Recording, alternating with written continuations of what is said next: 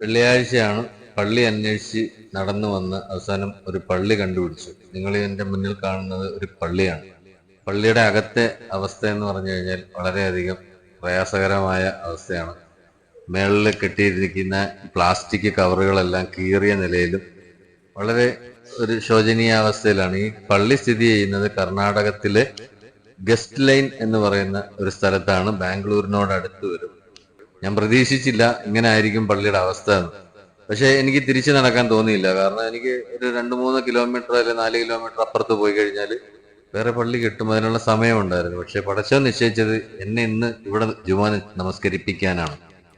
എനിക്ക് ഈ പള്ളി കണ്ടപ്പോൾ ഓർമ്മ വന്നത് 1400 വർഷങ്ങൾക്ക് മുമ്പ് റസൂലുള്ള പണിഞ്ഞ ആ പഴയ പനയോലകൾ കൊണ്ടും പനമരത്തിന്റെ തൂണുകൾ കൊണ്ടും പണിഞ്ഞ ആ പള്ളിയാണ് എനിക്ക് ഓർമ്മ വന്നത്.